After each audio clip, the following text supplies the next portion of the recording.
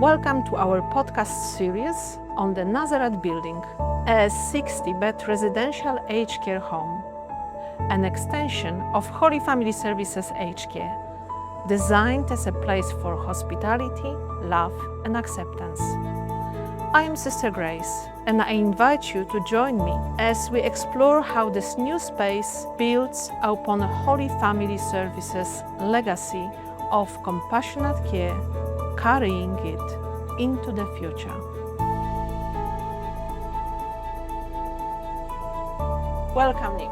Thank you. This is our second episode of the journey of Nazareth Building, something special that we built here in western suburbs of Sydney in the heart of Marayong.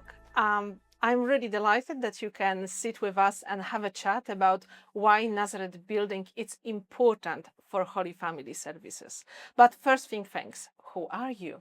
Would you like to say a few words about yourself? Okay. Nick Seemann, what the internet search will tell us and what you will tell us about who you are. So I'm an architect. I run a firm that focuses on supporting communities and community services. We set it up about 25 years ago. I started that having come back from doing work in Nepal and Kathmandu, as well as in Thailand. And I came back to Australia and thought, what can I do that will have meaning? And I consistently have come back to wanting to do work to support older people. And that's led to work in aged care homes like the Nazareth Building. So the Nazareth Building, it's something what you work with Holy Family Services for quite a while. I know that the project had changed since the very beginning. How long has it been since you are working with us, Holy Family Services? So I first came to Holy Family in, I think, 2018. And that was very early days for the project. And from the beginning, it was, how can we do something different? Mm-hmm. A lot of aged care around Australia is about large groups of people. Yep. And people being essentially going from one activity as a group to another. And this was, how can we provide a vision of something different? And that's been the beginning of that story all along. And so over that period of 7 years, 8 years, mm-hmm. Our thinking has developed. My thinking's changed from my conversations with you and others, mm-hmm. but it's consistently been about how do we provide something which is different and has meaning for the people living here, and that comes back to things which make a real home rather than something which is home-like or pretend. Well, so you use two words. You use different, you use the words which describes that it has to be, in a sense, unique. So when you first engaged with the Nazareth Building, what stood out for you? And is it just another building that you can add into your professional career? What makes it special? What brings the meaning and purpose to this project? Okay, so that's really interesting. For me, the meaning and purpose, it comes back to working with you and the sisters and the group of people running here. Mm-hmm. The first thing that we do on a project like this is I came and did some voluntary time working with your staff in the existing building to see what was happening. And that level of ministry and support that the sisters and the team are so heavily engaged with what's happening, that is really what stands out. And as an architect, all I can do is support that. So if I can take away from the burden of staff doing clinical work, okay, and make more of an opportunity for them to engage with residents, that's the aim. So the new building tries to make the operations hidden and easier and quicker to do, so the staff can sit there with a resident and actually spend more meaningful time. That actually resonates with what I had in mind as a next question, which is, how do you envision that this new addition to our existing aged care will be the place of encounter? Yeah. So how do you do it as an architect? What do you do? So I always bring it back to me, or if it was me moving into the building, or if it was my mother or my father or my grandmother. Mm-hmm. And my first experience of aged care go back to seeing my grandmother move into care, mm-hmm. 30 years ago. Yeah. And that was a pretty awful experience. And I think that we've come a long way, but that was an experience where she was institutionalized, basically. She sat in a place where she had a meal with 60 people. She loved to cook, She had no ability to cook anymore. My mother couldn't cook with her mother. And so I want to do buildings which I want to go and live in. And if I can't say I'd be happy here, then it's a fail. So for me, a lot of that comes back to what is meaningful. For me, food is meaningful, right? And I think that's probably a very European thing, probably It very is. Polish, right? Yeah. So if I can do things which are nice experiences of food, of meals, of cooking, that's great. And a lot of aged care out there doesn't provide that, and it's hard to do. And so the big starting point for us was almost how do we build a building around kitchens and meals and nice experiences there. And so in Nazareth, we've tried to set it up so there are various different experiences of meals. There's a series of households. So we've got the number of people smaller, and a home is 15 people. It's not 30 people. That means that a meal can be something which is around a kitchen at the heart of that house, at the centre. So I walk out of my bedroom, I can see the kitchen, there's somewhere to go. I go there and there's one of your staff able to have a conversation with me while maybe they're making breakfast. I might be able to make a snack. Maybe I can make toast. Things that will be meaningful to me, or have a cup of tea. Every morning I get up, I want to go and have a cup of coffee at the moment.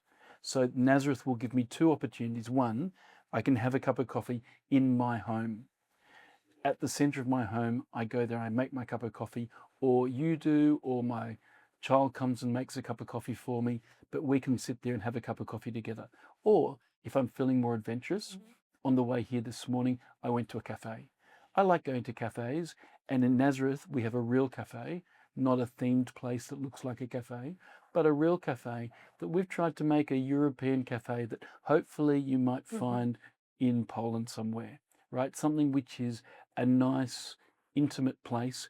I can go from my home to a cafe and sit there and again have somebody look after me, make a cup of coffee. So I've moved into Nazareth because I'm burdened by a whole lot of challenges. Maybe I've got dementia, maybe I'm a bit frail, maybe I don't hear so well.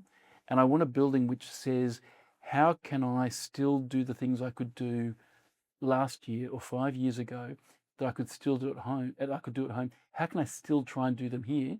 And the building should help me to do that. It should help the staff to let me I do need that. to stop you here. Yeah. And I'm not trying to be rude, I'm just very curious. Curious for the people who are listening to us and watching us. So you mentioned two things. The kitchen will be within the distance that any resident can make from the place where their bedroom is into that particular kitchen. Are you trying to say that if I am a relative or if I'm even a capable resident, I would be actually able to cook there? Absolutely. And so we've set the kitchen up where there's no gates on it. All the taps, the switches, they're normal things, and it's an invitation.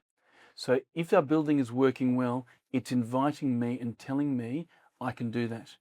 Now, if the staff want that to work, they need to make it even more inviting. There needs to be a bowl of fruit there, or there needs to be their words and their actions need to make somebody know they're welcome, they're invited.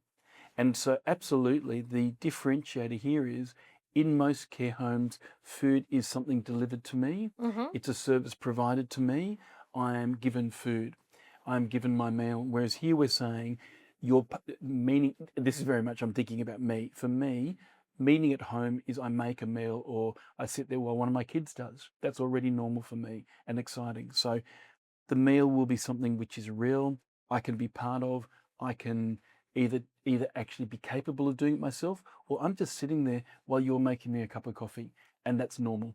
But that still does not change the routine of the place in which we will have right now being done a big new kitchen that Yes. will deliver nutritionally balanced food for the elderly. Absolutely. So if people are either not willing or not capable of doing something for themselves, which is an extra, they still will have those kitchenette or kitchens spaces for them, the food to be being distributed. Is that right? Yeah, so as an architect, I'm thinking about three different bits of support, bits of architecture, food architecture. One is that kitchen that's for me in my house, in my home where I live.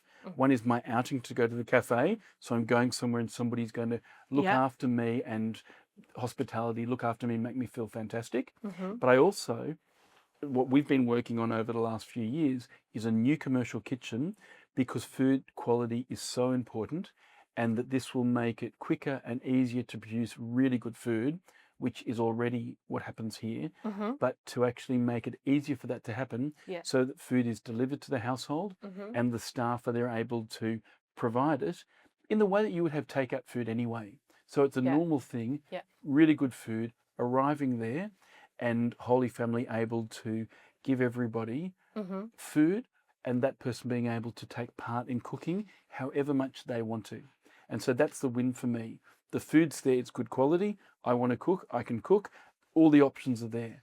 But you end up with good quality food, I can take part in it, and my family can come and know that it's a home. They can make a cup of tea, they can make scones or whatever they want to make, and it's all there ready to happen. And that is very beautiful, because as you were speaking, I was imagining my own parents. I have a father 90 years of age and few years younger mom who absolutely loves cooking, and father who never probably did more than boiling an egg. So I guess that if they will be placed in the place like this, they will be fortunate to live in Nazareth Building, then mom could still enjoy cooking, Absolutely. while my dad will be served food that is Absolutely. prepared according to his needs, Yeah. right? And then the third part is that both of my parents enjoy a cuppa in the coffee shop, which means that they could just take the lift, go down, and go out. Absolutely. Yeah. And all of that are meant to be experiences that are very similar to what I did before I came here. Mm-hmm. And the building is there just to help me do those things that are meaningful to me. Yeah. And so I'm constantly aware that what is meaningful to me or to you or to one of my kids or to my best friend, it's all different. Mm-hmm. And so what do we try and do with the building? The building tries to provide invitations. Yeah. So often when we think about traditional institutional aged care, what's happening is somebody's just being moved from place to place, and either 40 people are having breakfast together, and then 40 people are playing bingo, Yes. and then 40 Yes. people are having a nap, and then 40 people are doing jigsaw puzzles.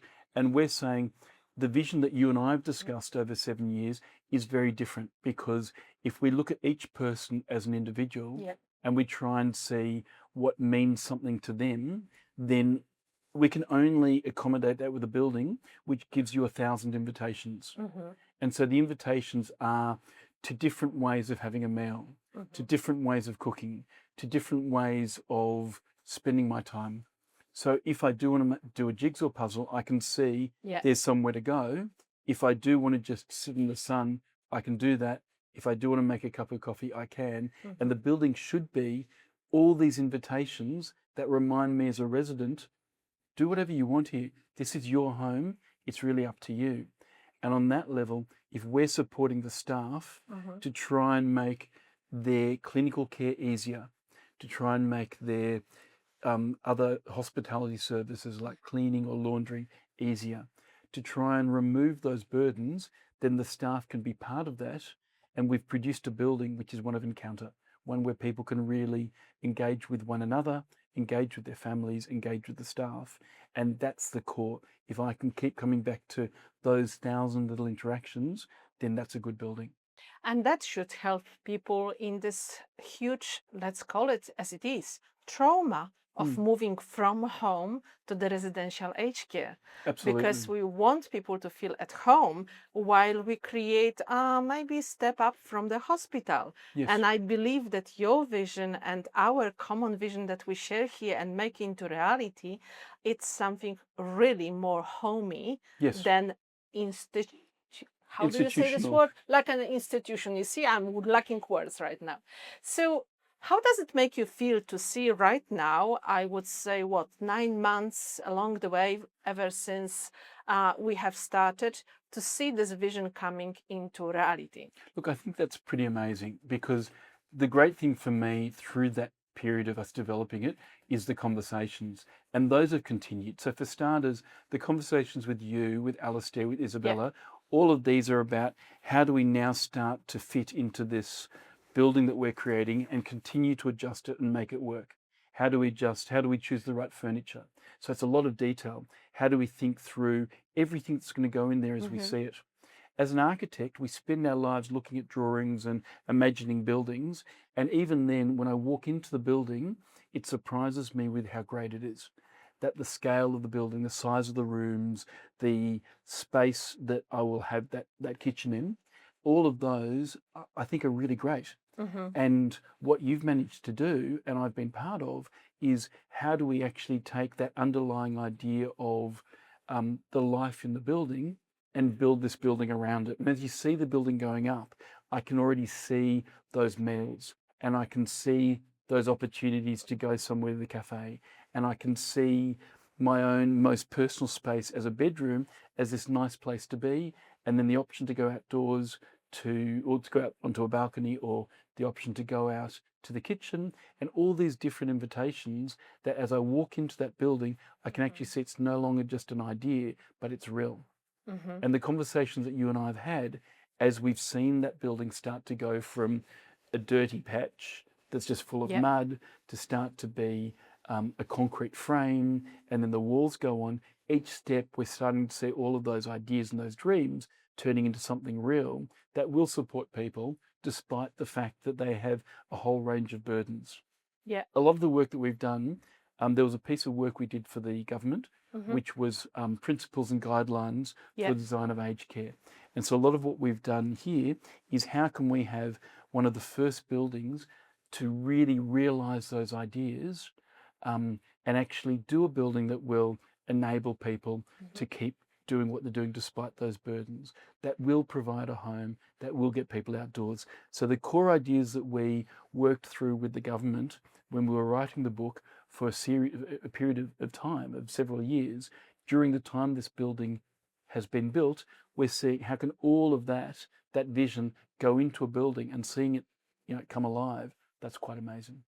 It is, and it really aligns with the word which our CEO, Alistair Croydon, who was featured in the first podcast, said, and that the word is legacy.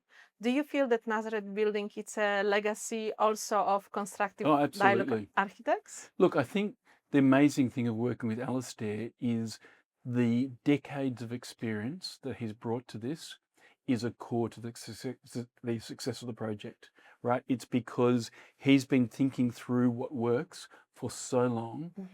To see that become real, for me, is exciting to be part of that. That's really, we're trying to realise that vision. It's the most significant building like this that we've ever done. And so for us, it's very exciting to see that become real and that built. And so putting all of that together is pretty exciting to see the thing being finished. I have one more question to you. And that is, if you are to describe the Nazareth Building with one phrase or one word, based on everything what you shared and what you hope for, what would that be? I think it's home. And there's many things that we mean when we say home, but home, more than a house or a building or a facility, home is an idea we have of where we feel that we are ourselves, and where we feel that we can do whatever we want to do. And I think what you said before about trauma, people are coming here at a point where they're burdened by various different challenges of aging, and for us to be able to support them finding meaning at that point in time, to think back on their lives and to spend time with their family in a really nice spot, that's the win. Thank you so much, Nick. Well, I do hope that the time when you and I will sit in this coffee shop in the Nazareth Building, it's coming soon. I'm looking forward to it very much. Absolutely. Let's have another conversation over there. That sounds great. Thank you very much. Thank you. Thank you for joining us as we build a future of dignity and care. The Nazareth Building, an extension of Holy Family Services Aged Care, continues our shared commitment to those we serve. To see our progress or learn more about the 60-bed Nazareth home opening in 2026, visit holyfamilyservices.com.au, our future. We look forward to sharing more of this journey with you. We care about the same people you do.